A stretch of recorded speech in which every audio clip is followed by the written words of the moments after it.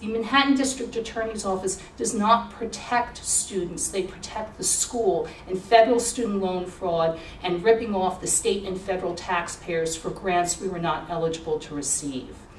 Because I started turning my falsified financial records and other intentionally falsified documents that I could discover through Freedom of Information Act requests into handbills and widely distributing them, my school retaliated and are using the Manhattan District Attorney's Office in abusive process and malicious prosecution.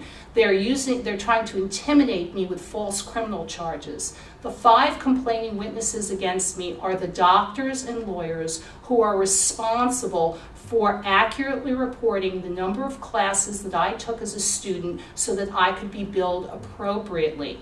The 5 complaining witnesses against me, Michael Reichgott, Dan Rizal, John Scarfone, Jimmy David, and Todd Olson are responsible for federal student loan fraud, and they're using the Manhattan District Attorney's Office to persecute me. Now, I was not a full-time student. This document, which is a memo that Dan Rizal of Sive, Paget, and Rizal, and Dan Rizal is a former chief prosecutor for the federal government. So not only does he embarrass the government, but he brings down his law firm as well as the Einstein School of Medicine. This document was released by Dan Rizal and placed in the federal district court with Judge Patterson.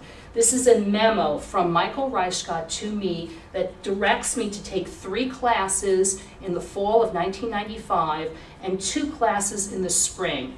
3 classes in the fall and 2 classes in the spring in the academic year 1995 to 1996 is not a full-time program. So based on these 2 documents alone, the Manhattan District Attorney's Office and the Manhattan District Attorney, Mr. Vance, know that my school is engaged in federal student loan fraud. This is how easy it is for them to understand. This is not difficult. And I put this information into Mr. Vance's hands just a few days ago at his first public town meeting in Washington Heights. And I have that videotape, so Mr. Vance knows that his ADA, Alex Spiro, is a co-conspirator in federal student loan fraud if he doesn't immediately drop the criminal charges towards me and start prosecuting the real criminals, which are the doctors and lawyers from the Einstein School of Medicine.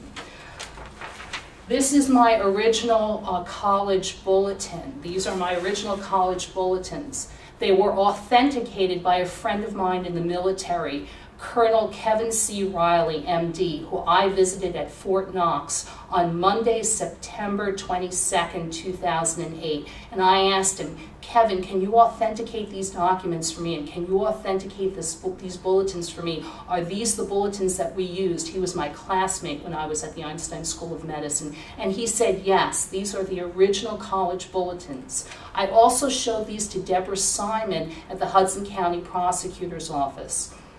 Inside, you will find the second-year course curriculum, and you'll find the first-year course curriculum. As a first-year student, first-year students are taking 12 to 14 classes. Second-year students are also taking the same number. So based on these documents, again, we can authenticate that the school lied. Just on these few documents, you know I was not a full-time student.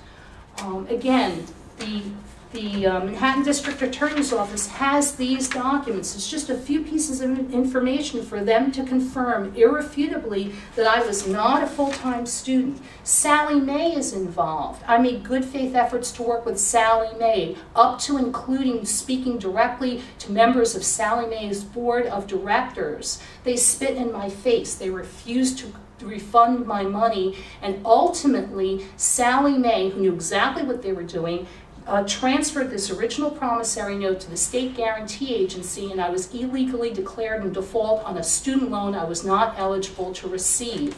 The black mark of a defaulted student loan is on my credit reports for life. This is a ledger sheet that I compelled the school to release. And you can see here that they took a TAP grant, and I was not eligible for a TAP grant, and they defrauded the state taxpayers. The only reason I got the school to start making some concessions was because I embarrassed them during the Sonia Sotomayor hearings in front of the State Judiciary Committee, and Senator Chuck Schumer is aware.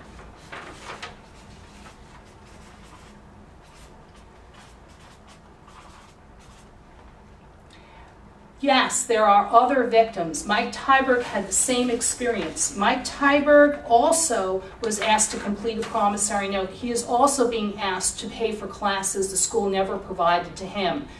Because I was at a public meeting, other students or former students have approached me, and I'm trying to work with them. There may be more victims at other schools. So we need to have, Congressman Micah has referred my case to the state attorney, I'm sorry, not the state attorney general, the United States Attorney General's office. We have individuals and groups and organizations of good conscience like the Nassau County Civic Association that are sending letters, making phone calls to the Manhattan District Attorney's Office, Mr. Vance. The charges against me are bogus. The complaining witnesses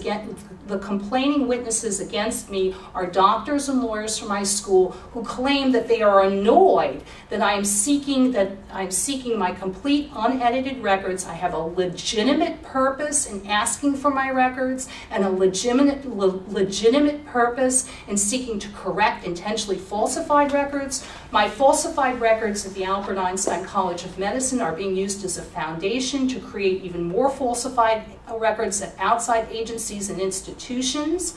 I complained to Senator Lautenberg's office, and Senator Lautenberg's office gave me a letter and told me to contact the school directly. So I was told by my elected official, talk to the school directly. I have a legitimate purpose in contacting the school. I have a right to my complete unedited records. I have the right to correct my records under state and federal law, and the doctors and lawyers who are responsible for defrauding the taxpayers and me do not want me to access my records or correct them, because doctors and lawyers who lie to steal money from taxpayers and students have their licenses to practice medicine and law revoked. And there are more victims out there.